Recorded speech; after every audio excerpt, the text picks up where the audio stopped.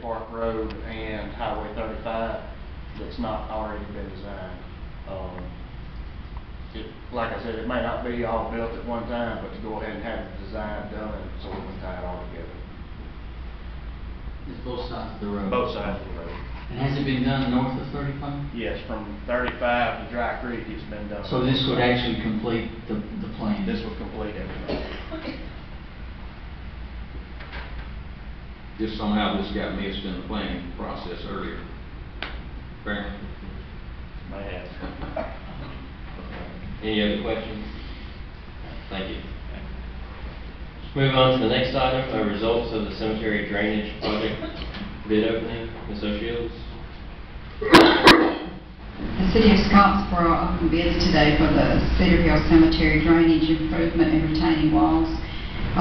We had about 11 we sent out, and we received back 4. During the bid opening, we found that the quotes were running about 3 times more than we had anticipated and that we had budgeted for. So the bid review committee has recommended that we reject all the bids, because at this time it's not in the best interest of the municipality to accept any of the bids. Okay, so we have this resolution. Any discussion on this? Ms. O'Shields, we're rejecting these bids because according to the league, that we can reject them if it's not in the best interest of the municipality. And these bids were unreasonably high. Yeah. We don't know why. yeah, I see the range here from 147,000 to down to 47,000, $100,000 difference. Okay. Just a little note, in voting on last week, a couple of the persons that were at the poll were very pleased at the progress that the cemetery committee was making at this time. Even though these bids may not get approved tonight, I think the work that has been done and is being done is being noticed. So I just want to pass that along to you. Any other questions or comments? We need to place this on the agenda for next Monday night if there's no opposition. All right. Next item is Mr. William Duggar. Mr. Duggar with us this evening? No? All right. Proceed to the next item, a petition for annexation to corporate limits. Ms. O'Shields.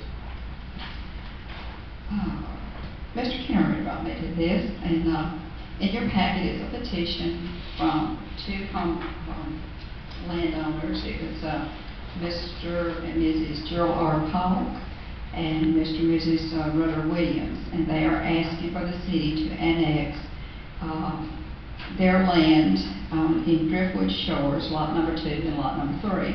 And you'll find in your packet the completed petition, which is all in order, and then the warranty deeds. And I typed up the ordinance, which Mr. Kennery will need to look at to make sure it is correct and it needs to be. Okay, thank you. The land is contingent with the city limits, and we've checked all that out, and everything is in order. And all the council will have to do is to approve the ordinance, and then we can annex in those 2 lots, and then I'll have to proceed with the Justice Department division. Any questions or comments on this? How will that affect those that maybe don't want to be annexed in, or? It only impacts, basically lot 1 of Driftwood Shores is already in the city limits. Part of lot 2 may be in, question as to exactly what the line is. This just runs it out 2 more lots. So it's not like we're skipping a lot or Not skipping anything a lot. to pick in and bring in somebody? Okay. Any other comments or questions? Is that the shaded area that's at the very back of this packet? Yes. Mr. Goodman? So there is already a continuance there for some reason or another? Lot number 1 is already in the city limits, and it's just, we add 2 lots in that subdivision in the city.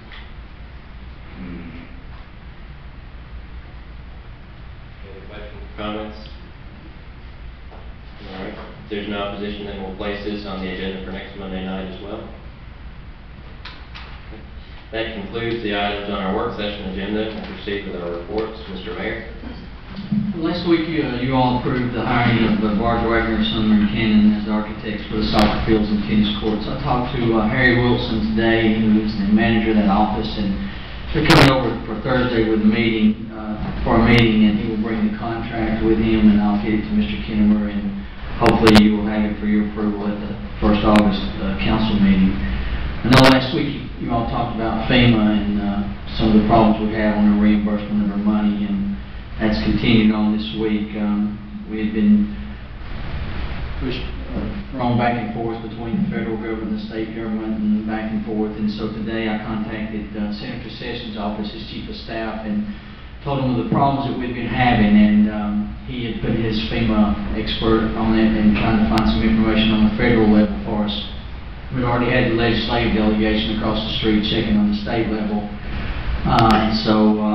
That is still in the works, and we still don't have an answer. And now there's been a third wheel thrown into the equation. This afternoon, Kathy and Rick and I had a conference call with the Alabama Historical Commission. And so we're waiting on a return call from them. So the long story short is we don't have the money, and we don't have any idea when we're going to get it, but we are working on it. I think it was discussed maybe about a resolution from the council.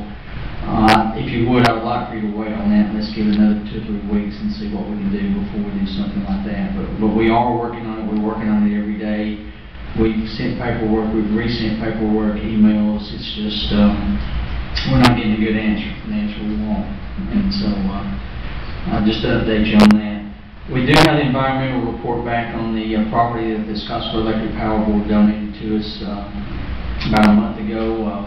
We said we wanted to get that work done, and we did get the report back, and it says the assessment has revealed no evidence of recognized environmental conditions in connection with the property. So I guess, Mr. Kinnemer, you can move forward, I guess, with whatever it takes for us to accept that property. And we again thank the Power Board for donating that. This property on Cedar Hill Drive that's adjacent to the cemetery. Mr. Mayor, I did some research there, and all we would have to do is make a delivery deed, and this issue was recorded. Okay, I'll contact Mr. Stanley, or we'll let Thurman do that. Take care of that for us. If he would get with Kathy on that, that would be helpful. And then also, you know, the service road work at the Little Police Department is continuing, and maybe they'll. Ronnie, you got any idea? Is it this week? Did they give you any time frame on completing that?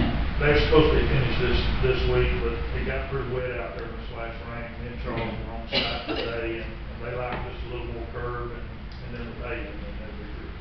And if it's okay, I'll get with Mr. Kinnemer, and we'll have a date here for you in the next couple of weeks for the auction. I'd say it'd be over in September now, probably at this point, just to be safe and make sure everything is in order. I think that's all I've got. Thank you, Mr. Mayor. Mr. Spears? I'd like to say thank you to everyone that's out tonight, and my apologies to Mr. Von Yokel and the Recon Department. It rained on Friday at 5:30. I don't know where you were, but it was a deluge. I was there, I was on site, but I didn't think anybody was going to be doing any swearing in or official dedication for that, and I don't know how it turned out, but I stayed for a while. I'm not going to call Mr. Bell's name, but I called, and he was headed that way, but it was just too much rain. But I was hoping Ms. Yokel would have been here for that Dixie Boys League tournament.